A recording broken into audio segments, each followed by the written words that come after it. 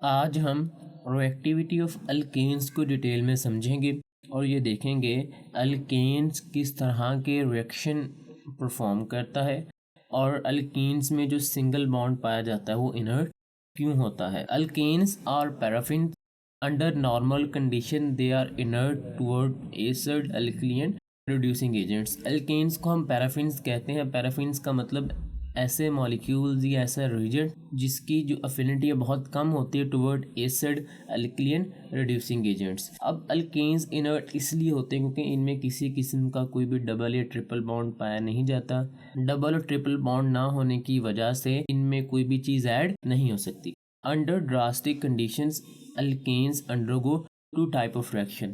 First one is substitution reaction while second is thermal और कैटालिटिकल reactions. Drastic condition से मुराद ऐसी condition जिसमें temperature बहुत हाई होता है, अराउंड अबाउट 300 to 400 सेल्सियस या से भी ज़्यादा, और इसमें प्रेशर भी आपको काफ़ी अप्लाई करना पड़ता है। सब्स्टिट्यूशन रिएक्शन ऐसे रिएक्शन होते हैं जिसमें आप एक एटम को किसी दूसरे एटम से रिप्लेस करते हैं। जैसे अल्केन्स में हाइड्रोजन एटम का कार्बन के साथ बॉन्ड होता है, कार्बन मेन एटम है, तो जब सब्स्टिट्यूशन होगी तो हाइड्रोजन एटम को किसी दूसरे एटम के साथ हम रिप्लेस करेंगे। और जो थर्मल और कैटालिटिकल रिएक्शन है इसमें बेसिकली अल्केन्स की ऑक्सीडेशन होती है कैटालिस्ट की मौजूदगी में। इन दोनों रिएक्शंस को हम नेक्स्ट वीडियो में डिटेल के साथ डिस्कस करेंगे वन बाय वन। नेक्स्ट है अनरिएक्टिविटी ऑफ अल्केन्स। अल्केन्स बहुत ज़्यादा अनरिएक्टिव होते हैं, सिर्फ ड्रास्टिक कंडीशंस में हाई टेम्परेचर और हाई प्रेशर पर ये रिएक्ट करते हैं।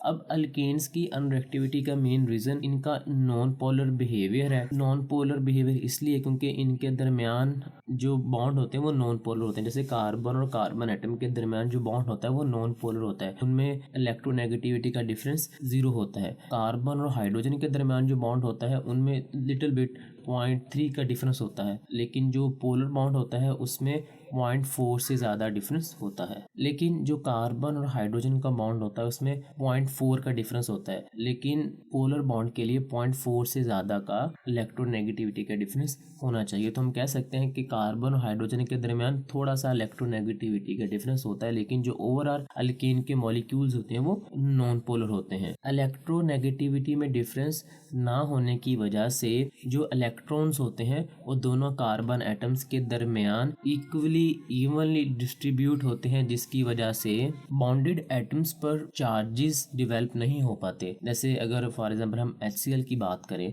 तो HCl में क्लोरीन की जो इलेक्ट्रोनेगेटिविटी है बहुत ज़्यादा है, हाइड्रोजन की बहुत कम है। सो क्लोरीन के ऊपर पार्शियल नेगेटिव एंड हाइड्रोजन के ऊपर पार्शियल पॉजिटिव चार्ज आ जाता है, लेकिन ये अल्केन के केस में नहीं होता। नेक्स्ट है इनर्टनेस ऑफ सिग्मा बॉन्ड। अब जो इनर्टनेस इसका मतलब होता है केमिकली इनएक्टिव। इसको समझने के लिए पहले हमें पता होना चाहिए सिग्मा बॉन्ड क्या होता है और पाई बॉन्ड क्या होता है, किस तरह बनते हैं। Sigma bond formed by head to head overlapping while pi bond is formed by lateral or side wise overlapping. Sigma bond basically orbitals के हेड टू हेड ओवरलैपिंग से बनते हैं, लेकिन जो पाई बॉन्ड है वो ऑर्बिटल्स की साइड वाइज ओवरलैपिंग से बनते हैं, जो कि आप इस पिक्चर में इजीली देख सकते हैं। SS, SP, PP orbitals involve in sigma bond. Sigma bond basically SS orbitals की ओवरलैपिंग, SP ऑर्बिटल्स की ओवरलैपिंग और PP ऑर्बिटल्स की ओवरलैपिंग से बनते हैं, लेकिन जो पाई बॉन्ड है वो सिर्फ और सिर्फ P ऑर्बिटल्स की ओवरलैपिंग से बनते हैं। Electron cloud is symmetrical about line joining.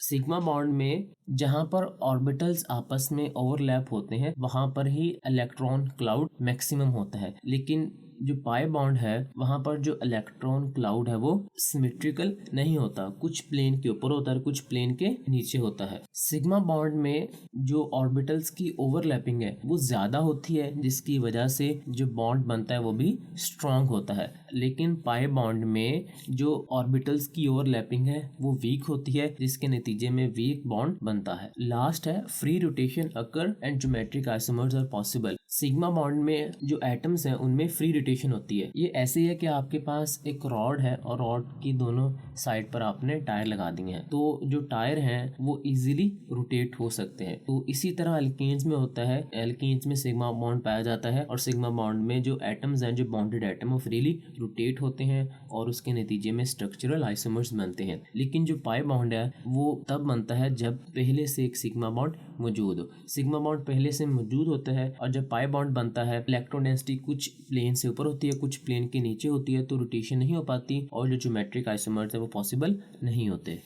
Alkanes unreactivity is due to inertness of sigma bond. ये अल्केन्स की जो अनरिएक्टिविटी है वो सिग्मा बॉन्ड की इनर्टनेस की वजह से होती है। अगर आप स्ट्रक्चर में देखें तो दो sp3 हाइब्रिड ऑर्बिटल्स आपस में ओवरलैप होते हैं और उनके ओवरलैप होने से सिग्मा बॉन्ड बनता है। और जब सिग्मा बॉन्ड बनता है तो मैक्सिमम जो इलेक्ट्रॉन डेंसिटी है वो सेंटर में होती है जहां पर दोनों ऑर्बिटल्स आपस में मिलते हैं। अब जो इलेक्ट्रॉन डेंसिटी है उसके सेंटर में होने की वजह से जो इलेक्ट्रॉन्स हैं वो दोनों एटम से इवनली अट्रैक्टेड होते हैं और ये जो इलेक्ट्रॉन्स हैं ये किसी भी इलेक्ट्रोफाइल और न्यूक्लियोफाइल पर अटैक नहीं कर पाते, जिसकी वजह से जो सिग्मा बॉन्ड है वो इनर्ट होता है। अगर इसकी समरी में 2 से 3 लाइंस में बयान करूं तो जो सिग्मा बॉन्ड है वो हेड टू हेड ओवरलैपिंग से बनता है और जब हेड टू हेड ओवरलैपिंग होती है तो दोनों एटम्स के जो इलेक्ट्रॉन्स हैं वो दोनों एटम के सेंटर में होते हैं जहां पर दोनों एटम्स के जो ऑर्बिटल्स ओवरलैप होते हैं। ओवरलैपिंग की वजह से इलेक्ट्रॉन्स ऑर्बिटल्स के सेंटर में होते हैं जहां पर वो दोनों ज्वाइन होते हैं और जो इलेक्ट्रॉन्स हैं उनको फिर दोनों एटम के न्यूक्लियस इवनली अट्रैक्ट करते हैं, जिसकी वजह से वो इलेक्ट्रॉन्स